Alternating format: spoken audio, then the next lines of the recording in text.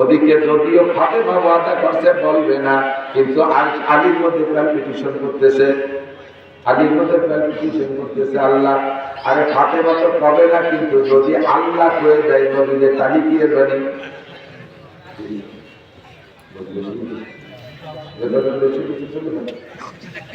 চলে যাবে।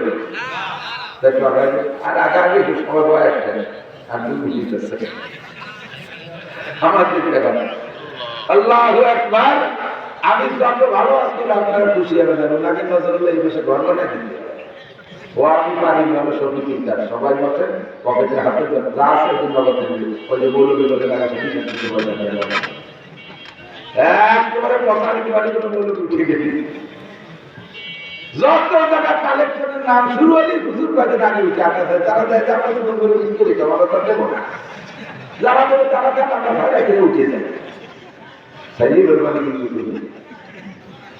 আল্লাহু আকবার। আমার দিক থেকে হযরত আলী মসজিদে যাইয়া ফজরের নামাজ পড়েন, প্রথম বলেছেন হুজুরের কাছাকাছি বসেন দাঁড়ান, আর নামাজের পরে হুজুর পিছনের দিকে ফিরে বসে সাহাবায়ে কেরামদেরকে নিয়ে রাতের মতো নদী আসলে সে খবর শুনে দেন, কোনো ঘটনা থাকলে সেগুলো শোনান, এরপরে সাহাবায়ে কেরামদের স্বপ্ন থাকলে শুনে শুনে ব্যাখ্যা দেন। এই জন্য পিছনের দিকে ফিরে বসে, আলীও বসে। আজকে আর আলী দেরি করে নাই, হুজুর পিছনের দিক ফিরার সাথে সাথে সালাম ফিরে আলী চট করে বাসায় চলে গেছে। না জানি রাতের খবর যদি জিবরাইল এসে পড়ে যায় তাহলে হুজুর এই মানুষের মধ্যে আমার অ্যাটাক করলে কি জবাব দেব। আলী এই জন্য বাসায় চলে গেছে। হুজুর যখন পিছনে ফিরে বসছেন দেখেন মসজিদে নববীর এক পাশে একটা গেট আছে, হাফিজ সাহেব যারা গিয়েছেন তার গেটটার নাম হলো বাবে জিবরাইল। ওই গেটটার নাম বাবে জিবরাইল।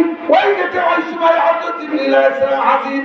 হুজুর পিছন দিকে ফিরে জিবরাইলকে দেখছেন, জিবরাইল সালাম দিয়ে হাতছানি দিয়েছেন, তাহলে ইয়া রাসূলুল্লাহ হুজুরে উঠিয়ে দিবেন, মজলিসের মধ্যে বলা যাবে না। হুজুর জিবরাইল ওই সময় থেকে হুজুরের তো কম্পিত আল্লাহ না জানি কোনো দুঃসংবাদ আসছে নাকি এত রাত্রে। আল্লাহু আকবার। হুজুর ওখানে গেছেন, হুজুরকে জিবরাইল কানে কানে বলতেছেন, ও আল্লাহর নবী অর্ধ রজনীতে আলী আর ফাতেমার মধ্যে এই ঘটনা ঘটছে। এরপরে আলী ফাতেমার কাছ থেকে অঙ্গীকার নিয়েছে খবরটা আপনার কাছে কোনোদিন বলবে না। আর এই কথার পর আলী খুশি হয়ে আল্লাহ পাকের কাছে দোয়া করেছেন, আল্লাহ সেই দোয়া কবুল করেছেন। আপনার ফাতেমাকে আল্লাহ জান্নাতি নারীদের নেত্রী ঘোষণা দিয়েছে। হুজুরের মেয়ে ফাতেমা জান্নাতি সমস্ত নারীদের নেত্রী। এই খবরটা হুজুর শুনলে হুজুর বেজার না খুশি?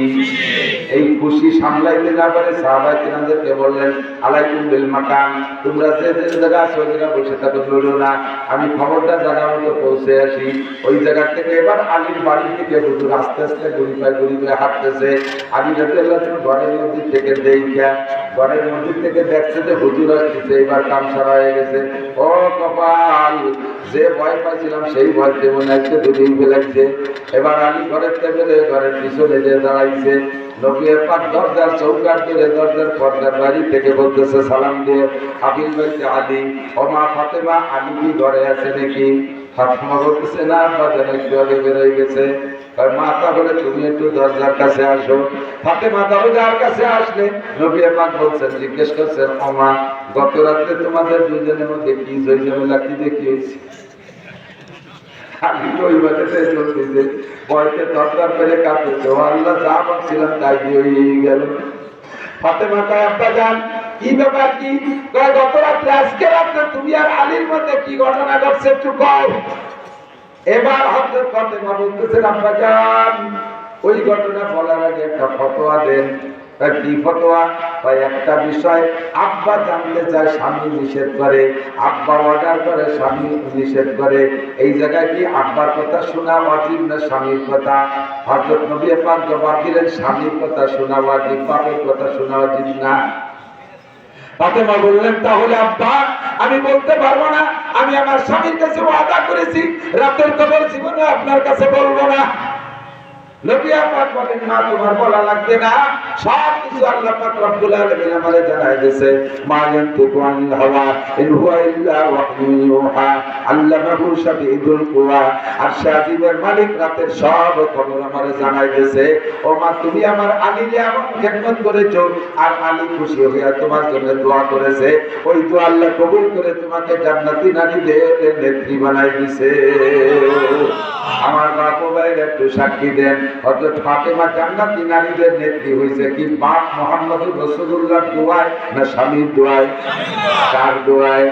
এই জন্য শরীয়তের মাসালা, কোন স্বামী যদি স্ত্রীকে বলে তোমার বাপ মরে গেলেও যাইতে পারবা না, তোমার মা মরে গেলেও যাইতে পারবা না, তাহলে যাইতে পারবে না। বাপ মারা গেছে যাইতে পারবে না, স্বামী বা স্ত্রীকে বলা হয় মা মারা গেছে যাইতে পারবে না, তোমার ভাই বোন মারা গেছে যাইতে পারবে না।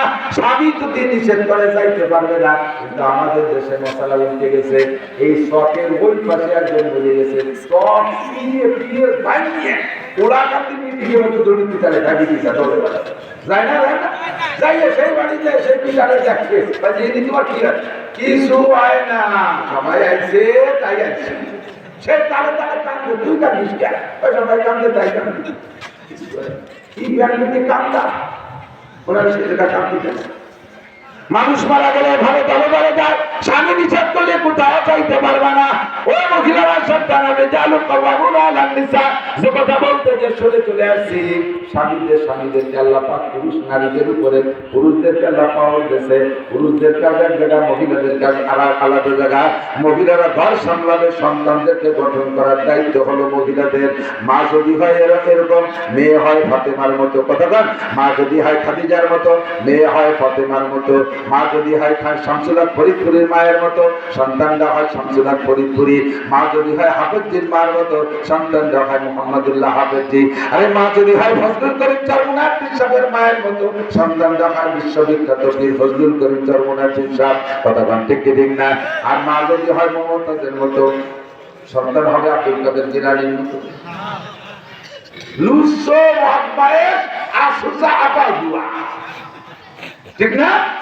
সন্তান টাকা যাবে, এজন্য মাদের ভূমিকা ঘরের ভিতরে পালন করবেন। আল্লাহ পাক তোমাদেরকে আলাদা করে সৃষ্টি করেছে, তোমাদের ডিউটি ঘরের ভিতরে, বাইরে তোমরা যাবা না। আর আমরা পুরুষদের ডিউটি বাইরে, আমাদের ঘরের ভিতরে ডিউটি না। তবে আপনাকে বিব্রত দিতে আসে নাই কেহ বলি পারে, সকলের তরে সকলে নিরাপদ থেকে মুরাফত করেন তারে। ব্যাখ্যা বিশ্লেষণ করার সময় আমার টাইম হচ্ছে 5 মিনিট বেশি হয়ে গেছে। ব্যাখ্যা বিশ্লেষণের সময় আমার দিক দেখান, আপনাকে বিব্রত রইতে আসে নাই কেহ বলি পারে, সকলের তরে সকলে মুরা, প্রত্যেকে মুরা পরের তরে। আপনারা পুরুষদের ভিডিও পাওয়ার আছে, নারীরা আপনাদের খাবে মা। স্ত্রী যদি আপনার গায়ে একটা ঘামাসি মারিয়ে দেয়, মহব্বতের সাথে একটা ঘামাসি গালায় দেয়, মহব্বতের সাথে আন্তরিকতার সাথে, ওই মহিলার আমল নামে 7 কোটি স্বর্ণ আল্লাহর রাস্তায় দান করা সব লেখা হয়ে যায়। মহিলা যদি স্বামীর জুতো সুতা করে দাও, 7 কোটি স্বর্ণ দান করার সব, জামা কাপড় যৌতুক করে দাও, 7 কোটি স্বর্ণ দান করার সব, হাত্তাল লুকমাতে ফিরিয়ে, এমনকি একটা খাদ্য লুকমা যদি মহিলা মহাব্বতের সাথে স্বামীর মুখের মধ্যে উঠে যায়, 7 কোটি স্বর্ণ দান করার সব পায়, এমন একটি মহিলা পায়। এখন আপনার স্ত্রী বস্তা বলে যেতে নাকি কামাই করতে পারে, এই জন্য আপনি বাড়িতে সব কাজ বৌদিতে করাবেন। তুমি আমার জুতো সুজাই দাও, তুমি আমার লুঙ্গি দিয়ে দাও, তুমি আমার গেঞ্জি দিয়ে দাও, তুমি আমার জাঙ্গি দিয়ে দাও, তুমি আমার মাথায় তেল মাহাজে, সব তাড়িতে করাবে। মহিলা তখন বিরত হয়ে যাবে। এই খেদমত নীতিরই কথা হয় না, খেদমত নীতির সিস্টেম আছে। আপনি দিন করে পিএস উঠেছেন, ওই পিএস তো বাড়ি বিক্রি টাকাটি ঢুকে সাইজ করে না। আপনি বাদ বাকি নিয়ে তুলছেন, বিক্রিটা আর বলে না আসছে, তারা তো বসে থাকে না। আপনি ধান খাই খেলে মরিয়ে দিয়ে চলে গেছেন, বিকেল বেলা 7 দোকানে ব্যবসায় বেড়াচ্ছেন, সেই বিক্রি ব্যাটে একটা বিক্রি একটা করে একটা কাকে একটা পুরোপুরি শ্বশুর শাড়ি মনে মনে বা 8-10-12 জন কিসেদের ভাত খাই দিয়ে উঠোন লাগছে, 400 ধান সেদ্ধ দিয়ে সেদ্ধ শুরু করে আবার 3-4 বার ব্যাগে দাবাইছে, এর সব কিছু উপেক্ষা করিয়ে গোসাই গাছায় 3 রক্ত ভাত খাইছে, সে বিক্রি কি 5 শুধু আছে। আর রাত্রি যায় সেটা আমার মাথায় তেল না হয়। সেই সময় বিটি কি করে, তুমি দান করছো, আমি কি বাড়ি দামও খাইছি, তোমার মাথায় তেল দিতে আমার মাথায় দাও, তুমি দাও না যাবে দেবো, তুই যে দ্রুত গতি লেগে যাবে দিদি। এই জন্য তেল নেওয়ার সিস্টেম হলো এই কষ্টের পর এই বছর কথাই বলে, কথাই বলে, ওই জন্য কথাই বলে। একটু বুঝ দিয়ে যেন একটু শুরু করেছি খেদমত নেওয়ার সিস্টেম যেদিন আপনাদের মুনাজাত করে দেবো। খেদমত নেওয়ার সিস্টেম হলো, যদি স্ত্রীদের এই নেকি কামাই করা পথ খোলা রাখতে হয়, খুব সামঞ্জস্যতার সাথে, আপনিও সংসারের পুরুষ, সেও সংসার মহিলা, উভয় কাজ করে সংসারকে গড়ে উঠেছে। আপনি খালি পাইকারি খেদমত নেবেন, তাকে কিছু করবেন না তা তো না। খেদমত যদি নীতি হয়, রাত্রি বিছানে ছেলে মেয়েদের সবাই দিয়ে দুজনে যখন আলাদা বিছানে যাবেন, শস্য তেলের শিশি একটা নিয়ে যাবেন। তুমি দিন ঘুরে কত কাজ করছো, তোমার তো মাথা ব্যথা পেয়েছে, আসো তোমার মাথায় একটু তেল দিয়ে দিই। এইগুলো যখন আপনি তেলের শিশি হাতে নেবেন, লাগবে হাতে কাড়িয়ে রেখে আপনি শোন আপনার মাথায় দিয়ে দিই, সহজে তেল পাবেন। আর যদি আমাকে তেল দাও, তা তুমি আমার দিয়ে দাও, তারা নিতে পারে। এই যদি মাথা বাড়ি বলে ঘুম শেষ। আপনাদের বিব্রত রহিতে আসে নাই যে হবনি পারে সকলের তরে সকলেই মোরা প্রত্যেকে মোরা পরে তরে। আমি যদি ইচ্ছা করি, আমি যদি বলি যে এই যুবকরা, এই এলাকায় আমার বহুত ভক্ত যুবক আছে, আমার কাপড় চুপড় ময়লা হয়ে গেছে, রাস্তায় রাস্তায় থাকি, আর তোরা আমার কাপড়গুলো একটা ধুয়ে দেয়, ধুয়ে দেওয়ার লোক আছে না, মাদ্রাসার ছাত্ররা আছে না, স্কুল কলেজের যুবকরা আছে, বহুত মহব্বতের বন্ধু আমার আছে, একবার ধুয়ে সাথে ধুয়ে আয়োজন করে দেবে। কিন্তু আজও পর্যন্ত আমি আমার কাপড় চুপড় বাড়ির মহিলাকে দিয়ে ধোয়াই। আমার কাছে আইসক্রিম মুড়িখানে ধুয়ে বুলু টুলু দিয়ে আইসক্রিম খেয়েছি। আরো মাঝে মাঝে বাড়ির কথা আর একটা দেবে ভিজিট খেয়েছি। ইনশাআল্লাহ আপনি শেষে বাড়িতে সেটা দৌড়াতে পারে। আর মাঝে সিজন শেষ হয়ে গেলে গাড়ি এসে ঢুকে ডাক্তার কাটিয়ে রীতিমতো আমার মাথায় গেছে, কাছে এসে পাঁচ খান দাঙ্গার কাজ, ক্যাটের কাজ, চকের কাজ করা সব আছে। আমি উঠোন যাবো যে আমার বাথরুম আমি নিজে পরিষ্কার করি, পুরো বাড়ির বাথরুম আমি সাফ করি। তা বাড়ির বিটিটা কি ঘাস কাটে নাকি? বিটিরাও ঘাস কাটে না। অনেক বড় বাড়ি আলহামদুলিল্লাহ, 5টা 7টা ছেলে মেয়ে, আমার 2 মা আছে, বড় ছেলেটা প্রতিবন্ধী, 2টে রুগীকে পালা লাগে, অবিরাম মেহমান আসতে তালাই আছে। বাড়ি অনেক কাজ, এত কাজ করে সে একা একা বাইরে উঠে না। ছেলেরা সব পড়ে, ছেলেরা সব পড়ে মানুষ তারা মাঝে মাঝে আসে, আত্মীয় স্বজন সবসময় আসে। এত কাজে বুঝে দেওয়া আমার এত খেদমত যদি দাঁড়িয়ে করে, সে কি করে করার জন্য প্রস্তুত। কিন্তু আমাকে তো নিয়ে চলে তার না, থাল সময় দিয়ে খাই অনেক কাছে আল্লাহদের চলে বলবে থাল দিয়ে দাও, রাত কাটিয়ে দাও, কেন তুমি এত আল্লাহ দিয়েছিল নিজে গাড়ি খেতে পারবে না, তারপর দিয়ে গাড়িকে হাতে খাওয়াই আমারটা আমি করবো। আরে কুদরতের হাকামি দেখেন, কুদরতের হাকামি খুলে দেখেন। হুজুর সাল্লাল্লাহু আলাইহি নিজের গায়ে রকম নিজে মারতেন, মাঝে মাঝে উত্তর হইতো মারতেন, নিজের কাপড় নিজে সেলাই করতেন, নিজের জুতা নিজে সেলাই করতেন, জুতা পরিষ্কার করতেন নিজে। হুজুর সেগুলো সব নিজে হাতে করতেন। কাজে আমরা সকলের তারে সকলে গুলা প্রত্যেকে মোরা করার তারে আমাদের যার যার দায়িত্ব আল্লাহ পাককে 2 ভাগ করে দিয়েছে, যার যার দায়িত্ব পালন করবো। এখন দায়িত্ব পালন করতে পুরুষরা কোন জায়গায় যাবেন? পুরুষরা মাঠে মাঠে বাস শুনবেন, আর বাইরে তবলিগে যাবেন। তবলিগে যাবেন তবে আলেমদের সাথে তবলিগে যাবেন। এই সন্ত্রাস পার্টি টঙ্গীর ময়দানে যেগুলো হুলুক ফিরে ওরা কোনো